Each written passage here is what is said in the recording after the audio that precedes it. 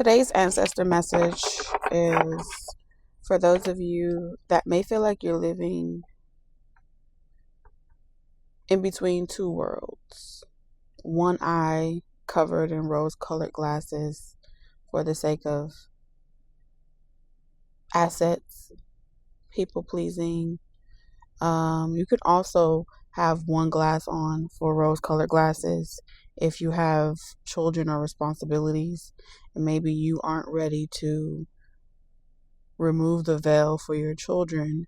So with one eye and how you see the world, you participate in holidays, you participate in the husband-wife dynamic, the family dynamic,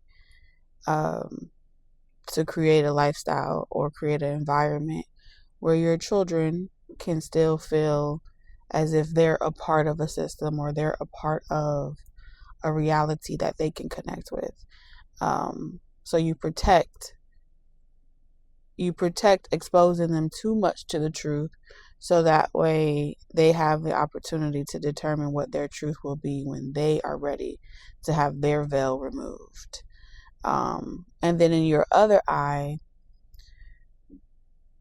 you fully remove that veil so you can see things for what they are, the intentions of other people, the intentions of the people that you're connecting with in that system or in that reality.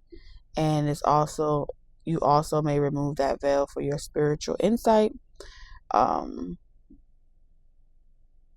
However, you understand that there are benefits from the duality of both realities and playing the part for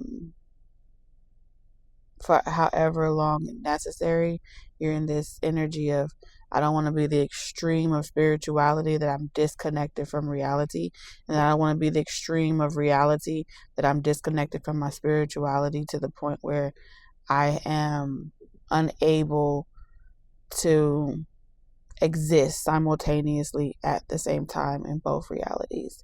So if that's you and that resonates with you, and you are pro-choice when it comes to the lifestyle you choose to live, when it comes to the people you choose to be around, you're very fair and socially aware, which allows you to cooperate.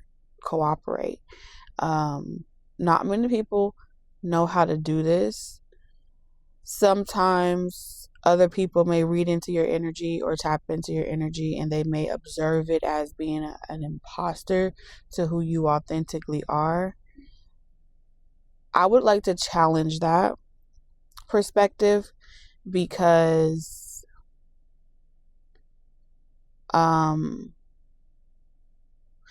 much as you aspire for the world to understand the duplicity that's required, you also know that sometimes a lie is necessary, even if it's to yourself, to get you to a point in your life where you can experience something different, And so you understand things so much outside the box that it's very intriguing. It's very intriguing the way your imagination works. So let's see. Thank you, ancestors, for another opportunity to express gratitude on our journey. What messages do you have for whoever is viewing this, reading this message? What message do you have?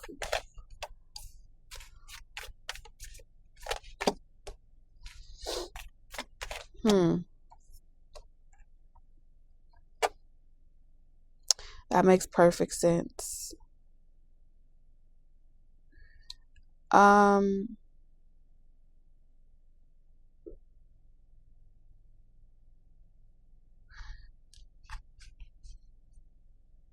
I heard play chess and not checkers.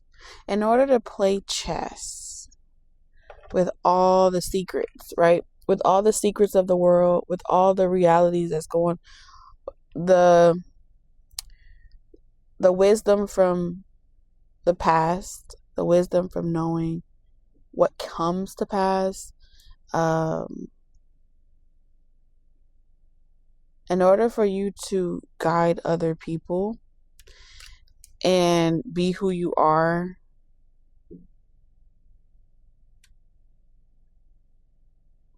you've had to revisit a very pivotal moment. So there's something about revisiting a very pivotal moment in time. So at this point, you've already gone through something to heal your inner child. Okay? You've already been presented with the opportunity to be a king or a queen of some sort, or a ruler of some sort with a group or yourself of followers or supporters. So you've already been presented with a flock in some way. This could also be like you being a captain, a captain or a coach of a team. This could also show up for, someone feeling as if you would do really well managing a department or managing a team or coaching a team.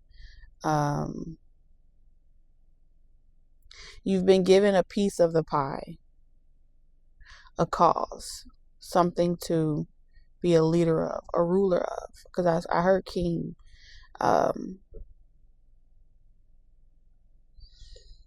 And the mantle that you were given, you didn't want it. You understand? You didn't want it and you rejected it. You didn't want that position of leadership. You didn't want that position of power because something inside of you still needed to go within yourself, and you still needed to work on certain things within you so you can gain the necessary perspective to come back and perform the way you need to perform. Okay?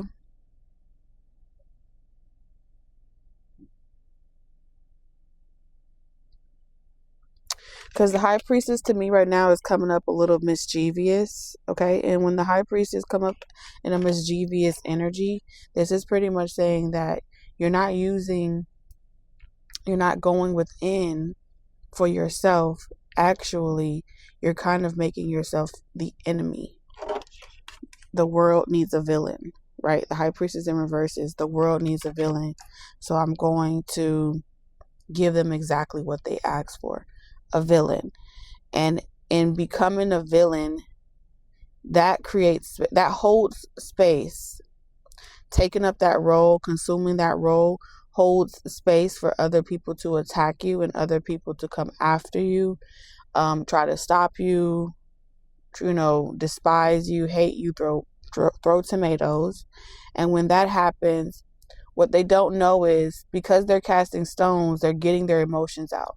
They've lived their life so much being cooperative, so much being a people pleaser, so much being graceful and fair and obliging the bullshit, that they have become really good at maintaining their composure. But when your ass be coming through in people's reality and it irritates them, so that irritation finally gets them to wake up and be like, bitch, they scream it. They can't help it. And so with every stone that's cast, it's them getting it out, right? It's them getting it out.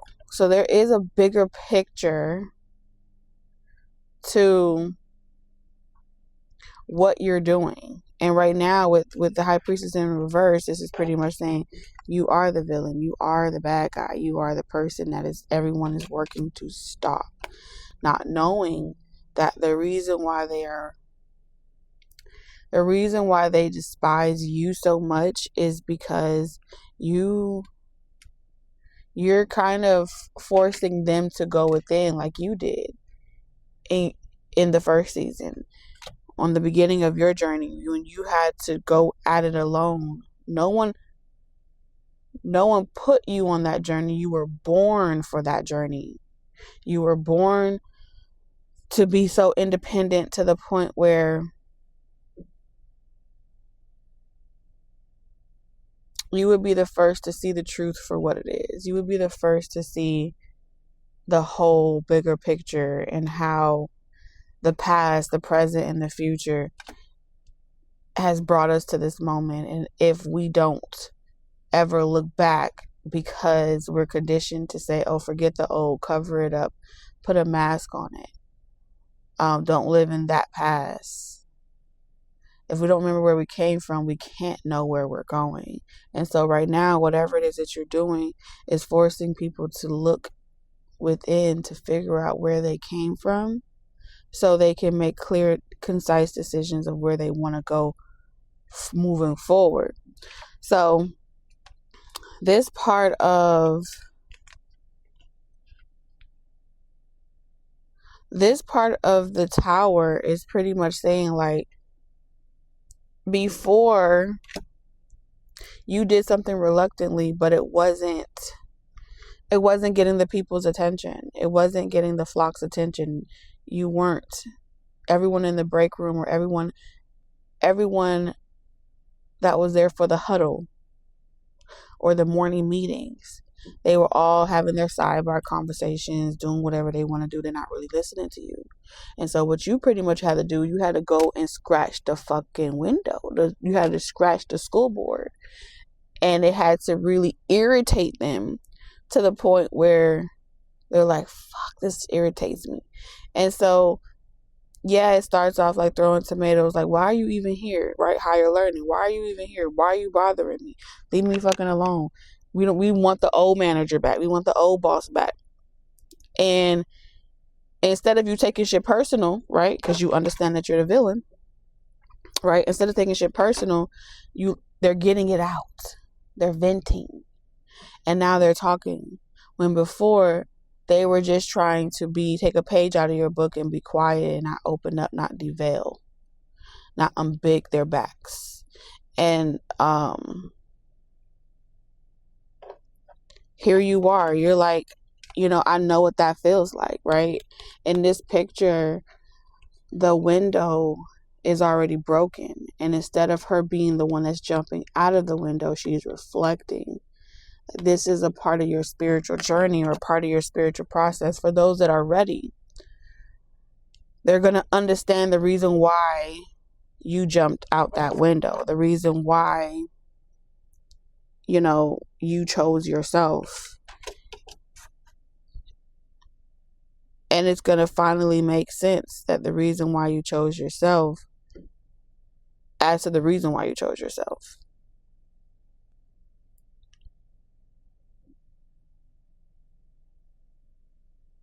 Now, the reality behind the Tower moment is suggesting a fallout of expectation, a fallout of between expectation and realization. The King of Wands in reverse is pretty much suggesting that this is giving me a person, someone is intending to relieve themselves from a burden, a duty, or obligation, a role of expectation, which in our reality, it will play out like a major decision to continue doing something or to completely break up, sever ties, and move away from it. Now, somebody else, a third party situation that may be leaning on you for guidance or leaning on you for friendship, camaraderie, is going to eventually look at you like the bad person, right? They're going to feel as if this was your plan all along, to dismantle what they built.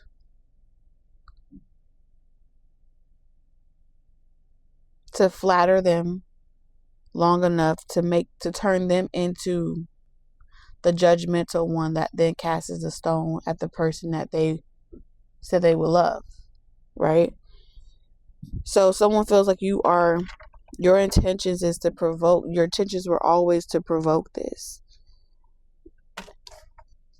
And for a period of time, they won't be mad at you because there's some type of asset, okay? Living in a 2-income home creates a benefit for 2 people, right? There's assets to it. The credit score goes up. What's theirs is yours. What's yours is theirs. And there's this connection that's comforting, right? Even if you don't know these people, any of these people that give up their assets to choose themselves, they're going to start off hating you first. Period. They're going to secretly hate you because when they get out there and they see that no one in the society is following them and no one in the society is, that's not what their hopes and dreams are, they're going to feel very alone, isolated, doing it on their own. And they're going to say, this shit's for the birds. This shit is for the birds. I did all of this. I burned bridges. I broke down. I turned down all the inheritance. I got divorced. I separated. I did this. I did that. Just for me to be out here single on my own. My person never comes, right? I go from being a wife to merely a mistress, or I go from being a wife or someone that's in a relationship. Yeah, it's not perfect, but at least I wasn't alone. One of the biggest things someone's going to feel like is that they were alone. And being alone and sitting with themselves feels foreign. And so if they struggle with looking within, they're going to look to you as being the reason why they feel the way they feel. Because on the outside,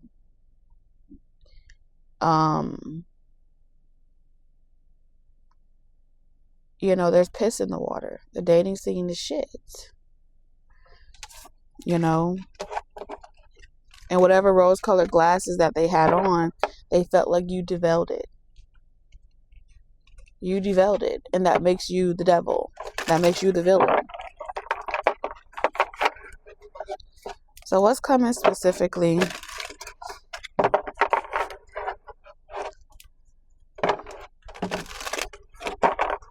Nonetheless, y'all are 2 major players in this entire story.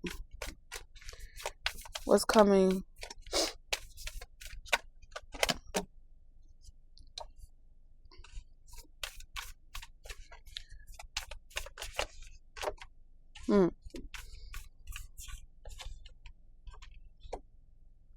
You're going to wrestle with the idea of giving someone more than they can handle.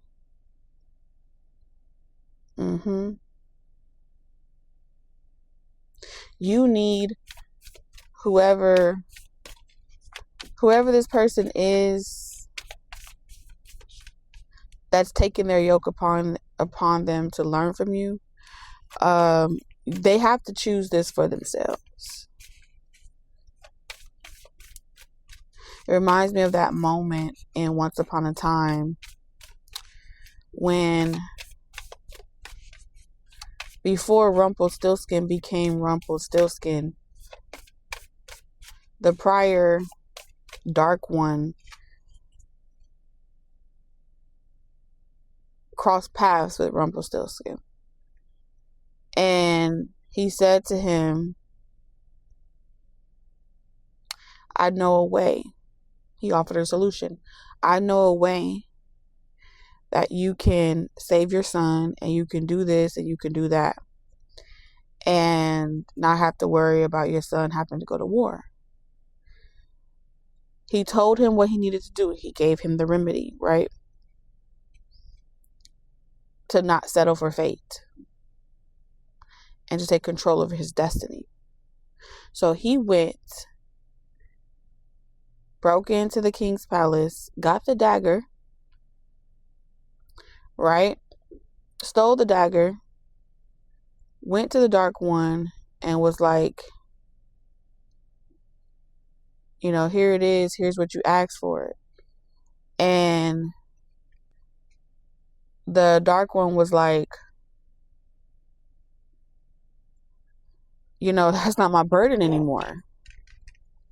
Right? That's not my burden anymore.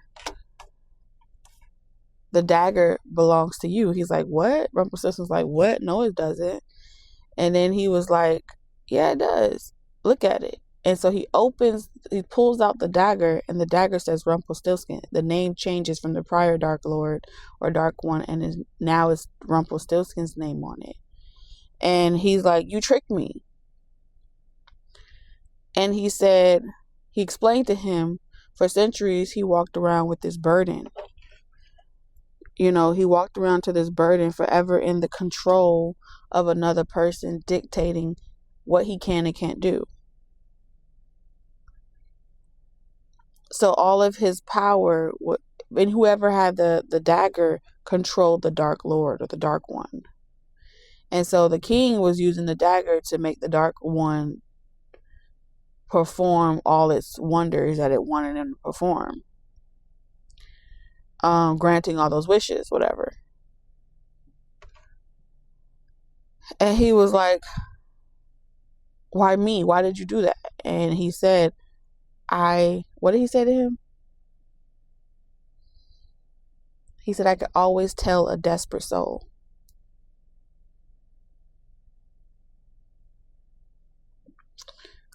But ultimately, yes, he may have found a desperate soul. Yes, he may have given Rumpelstiltskin the remedy. Yes, he may have told him what he could potentially do if he walked down that path. But ultimately, Rumpelstiltskin chose that path. Rumpelstiltskin stole that dagger. Rumpelstiltskin brought it to the Dark Lord. And so in completing those 3 steps, the only thing left for him to do was to draw blood sacrifice. And so when that dagger, because I believe the Dark Lord was unpenetrable until the dagger, it could only die along the sword of the dagger. So something along those lines. So Rumpelstiltskin drew blood. And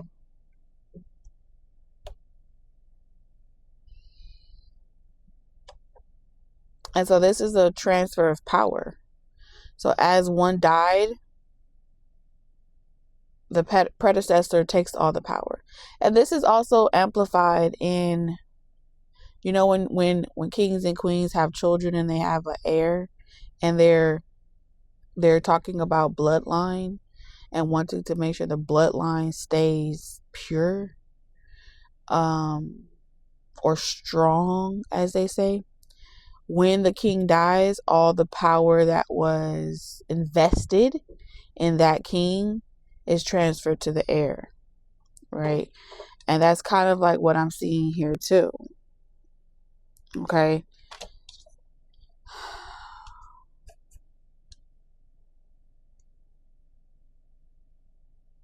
So there's something about you being fortunate in some ways, but not wanting to carry that mantle, not wanting to seize that opportunity, because it's not a path that you want for yourself, but it was one that you were born into.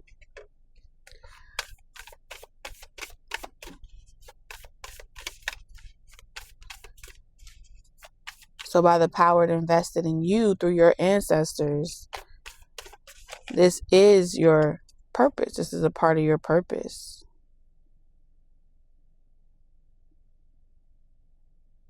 So now you understand why you and someone else can't be together.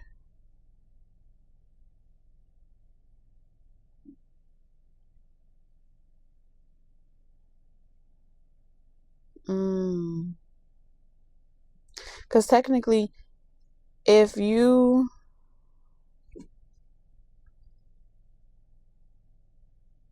would have to do a complete 180 from who you are. And you would have to become the very thing you were never accepted for. You weren't accepted because you were never accepted because you weren't normal. You were always socially aware. You could read between the bullshit. You know what's fake and all that stuff. But with this opportunity, with the Ace of Swords, you know the truth behind this path. And the truth is, you can never let go of the responsibility. You can never be relieved from your responsibility, your duty, and your obligation. If your duty and your obligation, if you go down this path, your duty and obligation is to remain in a relationship where maybe there's disharmony, maybe there's fighting, there's pain, there's sorrow, there's things that will make you feel like a desperate soul.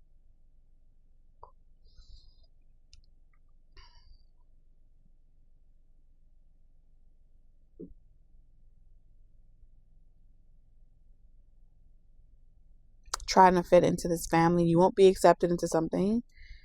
And you will be at the mercy. So you're realizing like you and someone can't be together in this type of reality. In order for y'all to be together, y'all have to leave behind the old reality. That's what it's saying. Y'all have to leave behind the old reality of your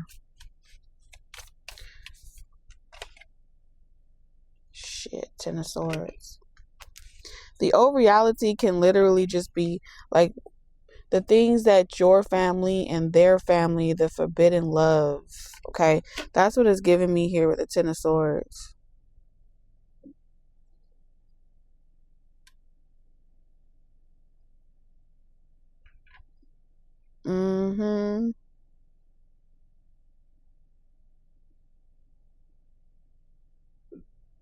The Ten of Swords is saying that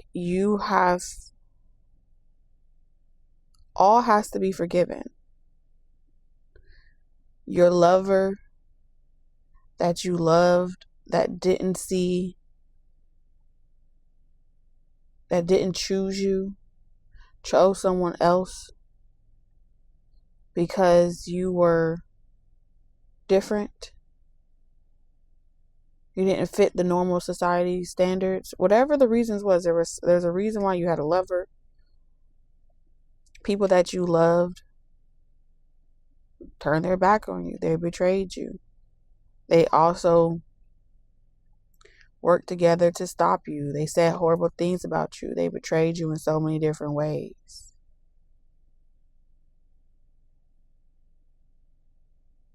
They laughed at you. Meanwhile, you're a good person. You're misunderstood.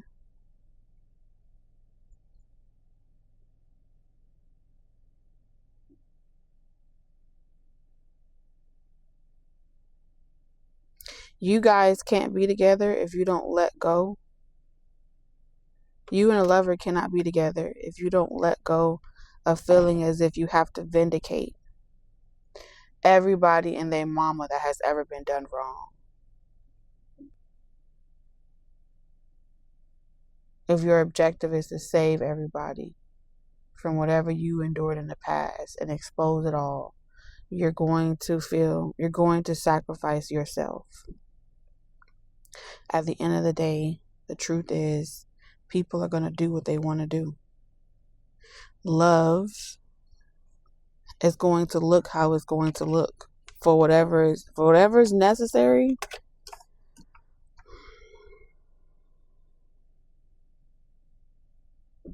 So I see you faced with the choice and the truth of the reality behind the choice, and having to make a decision on what you're going to do. It's like you know the truth, but your person is lying about how they feel about you.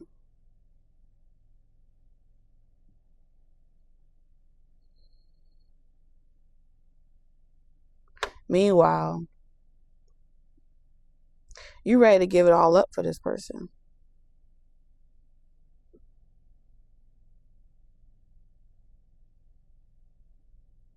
Because you already got the truth that you needed from it. I feel like at this point, you are the dagger. You don't need something outside you anymore because the power is invested in you. Whatever power that may be. So you're going to always be protected. You're going to always be covered.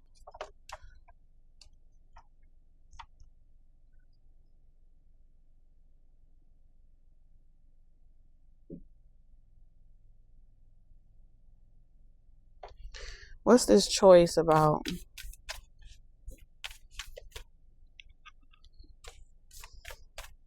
What's this choice that I see you having to make? Huh. That's interesting.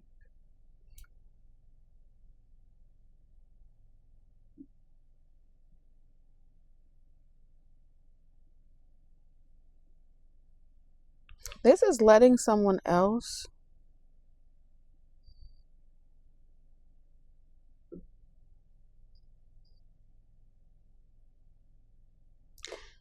swapping roles, letting someone else take the power, and you kind of let yourself die off, and you let this person. It's like a self-sacrificing thing, right? I don't need to win the war. I've already won this battle, the battle that you were having with yourself, the battle that began with your mother or your father, the battle that you began. I don't need to take this with me anymore. I can sacrifice that down. I could put that burden down, and I can defend. I could be the one that draws the line and says that my offspring won't endure this reality, because I'm going to see to it that I protect it. Even if I have to weather the storm, even if I get fucked up along the way, my offspring will not. You know what I'm saying? They will get to have a better world. They will be able to have a life of privilege. So I see you making a decision to allow your offspring to have a life of privilege. And because you've already endured what it feels like to work on yourself and to heal yourself, and you made a lot of sacrifices, you can empathize now with someone else going through this journey. And though you won't be able to do it for them, but it's like a divine university. When they cross those major crossroads, they won't cross it alone. You'll be there to be a great listener. You'll be there to remind them how special they are. When they want to give up on themselves, you will be there.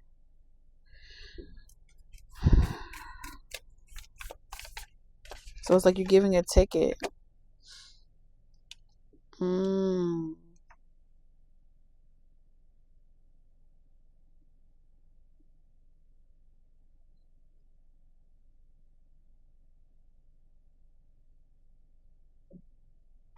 I'm also seeing a new beginning between you and a lover. Y'all both betrayed each other in some way. Seems like y'all having a heart-to-heart conversation.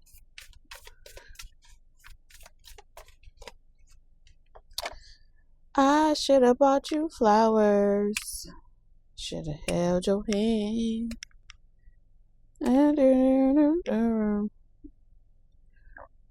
Whatever you want. Do everything I should have done when I was your man. So there's something about a third party, your person, doing all the things you've ever wanted them to do for someone else, right?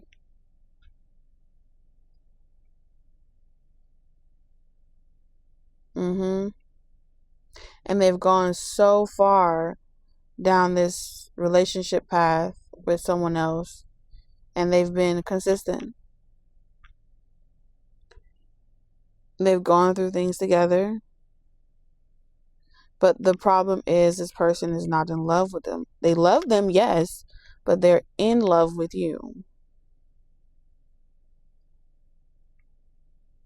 And so now, in order to be with you, that person has to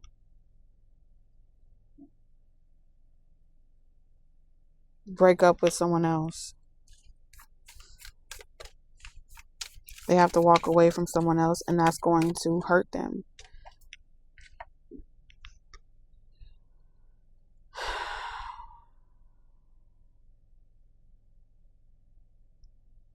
And I feel like there's children involved now. Like someone may have children of their own, and those children have invested interest in whoever your person is. So now it's not just walking away from the parent of those children, but it's walking away from the children too.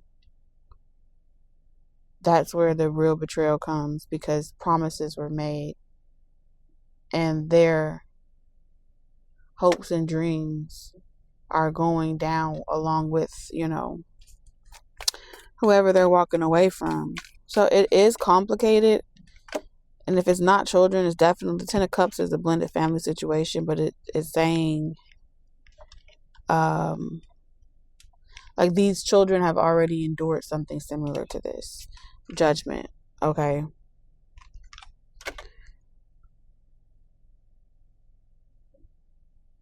But the invested interest, something doesn't sit right with someone. The invested interest, not just in their immediate family, but it's like in their blood, in their code, in their DNA.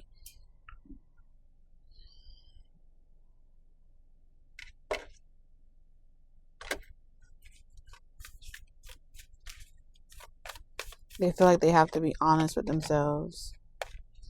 The Star, yeah. The World.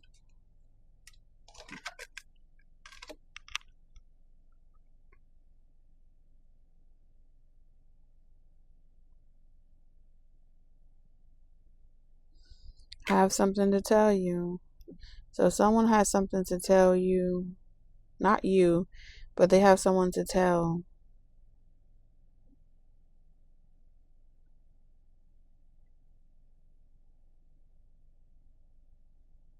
But like I said, assets have been developed.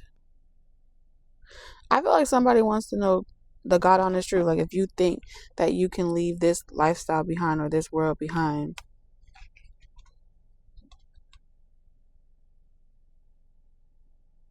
You think you can give that up, leave that behind after everything that you know, after all that you know. You think you can leave that behind?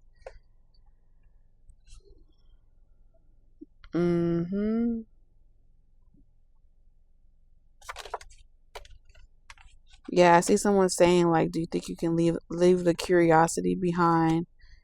Stay out the streets. Like you got to end your secret life. Someone is saying, can you end your secret life to have this connection?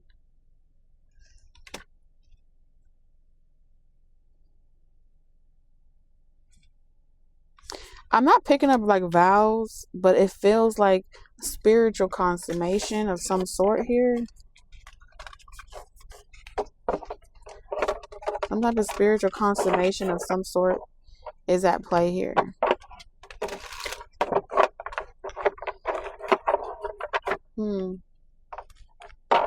Very interesting.